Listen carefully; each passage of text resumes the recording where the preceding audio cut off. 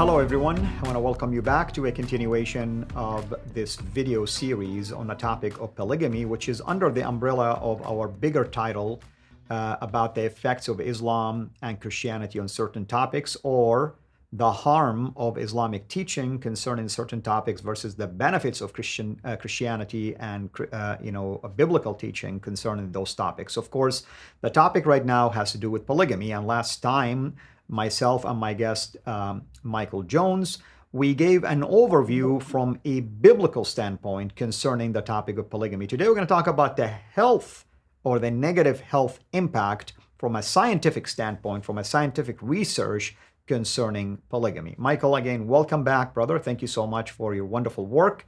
And what do you have to tell us about the science behind polygamy, or the research, scientific research, and its finding concerning polygamy?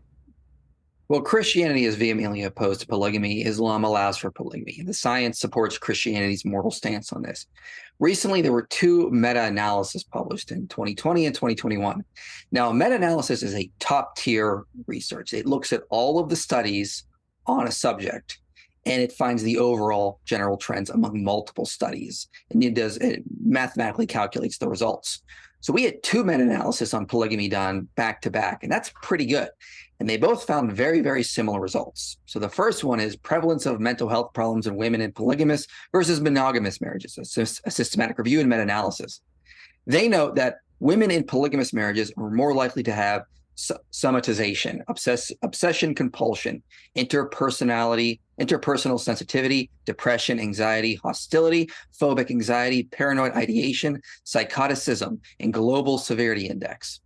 So they suffer from all these different mental issues in these relationships. For those who don't know, something like somatization, that's where you have, you feel like you're sick, but you can't be diagnosed with anything. You feel like you have pain somewhere, or you have a condition, but nothing is coming up in any sort of MRI scan or any sort of research. That's somatization. So we see that happen. We see women developing all these different problems from being in polygamous relationships. So it's incredibly harmful for women. It should be abolished worldwide, as just like child marriage should be. I see. So what else does the science say concerning the harm of polygamy, for instance, and what are their recommendations when it comes to an area like this? Well, let's talk a little bit more about this study. One of the things they say, for example, is that a lot of the women in these relationships, the first wife develops something called first wife syndrome. That's where they develop all sorts of mental issues from being the first wife and being jealous of the younger second wife. Because typically when a man gets a second wife, he gets a younger wife. And so what they say, for example, is that a lot of these women in these relationships, they say, findings from various research studies demonstrate that first wives were susceptible to depression, somatization disorders, and other psychopathological issues. What the things they note is they say the family functioning of women in polygamous marriages is enhanced as women in these communities consider their communities, families, and group identities.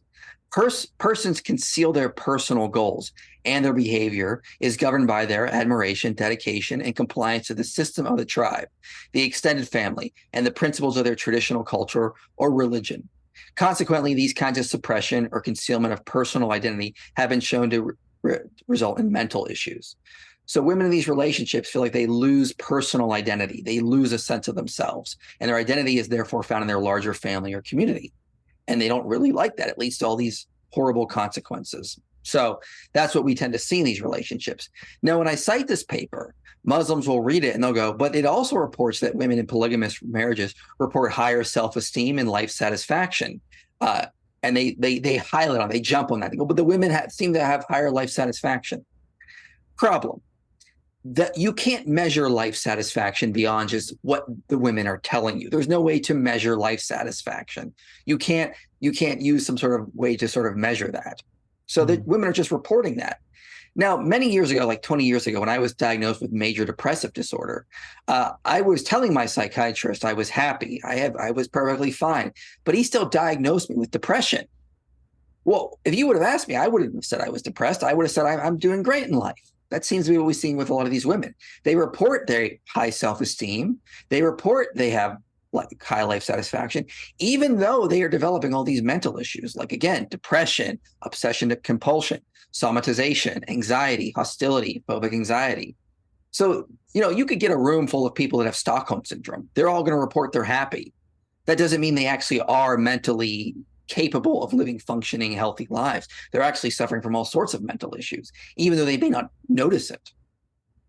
That is correct. That's correct. And of course, I myself was studying counseling, and you're right. You go through a series of questions, behavioral analyses to determine if someone is going through a mental health issue. It's not what the person is telling you. For instance, you deal with addicts. They are going to tell you life is just fine, there is no problem, but they're going to be in denial, because one of the rules, by the way, of counseling, or in this case, psychological analysis or treatment, is that unless you as a patient acknowledge that you have a problem, you're not going to be able to resolve that problem or heal from that problem. Why? Because you're not really meeting the analysis face to face. You're not agreeing with the assessment. You're not really working with your professional counselor or doctor in this case until you acknowledge.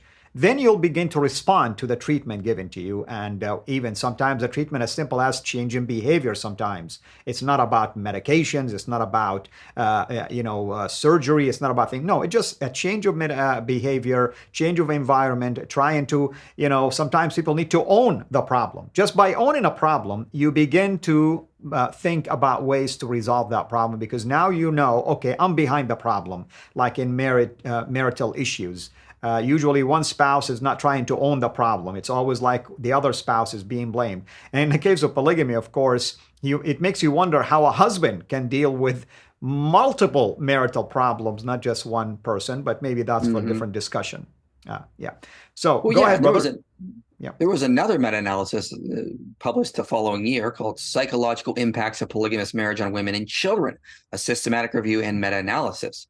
They note that, women suffer from all these issues, but also the children in polygamous marriages also suffer from issues.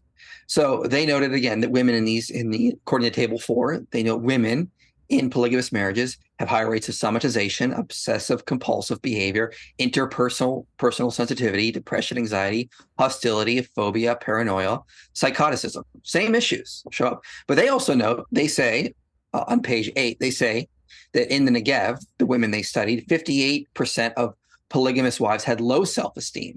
So in this other meta-analysis, they're actually reporting that women in these polygamous marriages actually were reporting low self-esteem from their marriages. But not only that, the children were suffering from effects. They're comparing children in polygamous marriages versus monogamous marriages. Children in polygamous marriages had lower academic achievements, they had lower issues when it came, they had more issues when it came to schooling. So they basically pointed out that not only do women suffer in polygamous marriages, but also the children suffer. It's far better for a child to grow up in an environment where they have one father and one mother, and the father doesn't have multiple wives.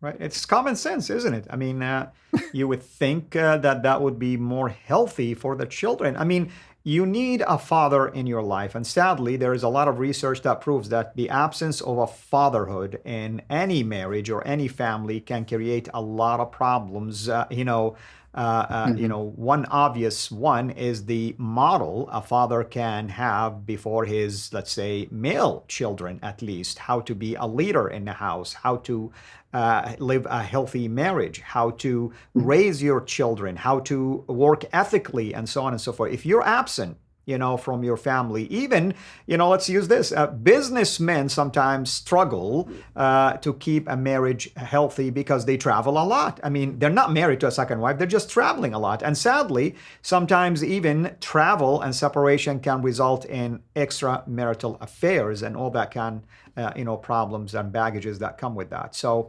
there's a lot of common sense things here, obviously, when it comes to the impact or the negative impact of polygamy on children, the health of the marriage, and so on and so forth. What else, brother, you would like to share with us maybe in the next minute or two? Yeah. Well, again, the meta-analysis notes, again, numerous problems for women in these relationships. The children, it's a little less robust because they had less studies to go on. But they do know that children of these marriages will have a huge disadvantage in their education and increased school dropouts. Dropping out of school is always going to be harmful for anybody. It's far better to stay in school, get an education. We see just across the board constantly shows that people that do have better life achievements, they do better in life. But polygamy, you're going to have a slight increase for children, leading to lower achievements in school and more likely to have dropouts. So we should expect that it'd be best for a child to grow up in a relationship with monogamous parents.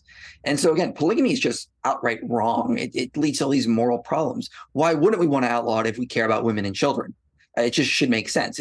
Polygamy only serves men. It only serves patriarchal norms, this idea that men should have as much women as they want for their own sexual gratification. And you turn women into property. You set aside the well-being of your children. And this is why it's wrong in Christianity. And this is what we see coming out of the New Testament. Whereas in Islam, they allow for polygamy, and it doesn't lead to good consequences. And so furthermore, it should also be noted that right now, for every 100 women, there's 102 men globally. And Bart Ehrman, historian, notes that throughout history, this seems to be the norm. There's always been more men than women. So why would we even allow for polygamy when there's not even enough women to go around for all the men right now, or historically? There's always been more men than women. So polygamy really is greed. It's lust. It doesn't come from any sort of social benefits. Oh, these women need taken care of because there's no men to take care of them. That's just false. There's always been, for the most throughout history, more men than women. So there's no reason for polygamy from any sort of pragmatic standpoint.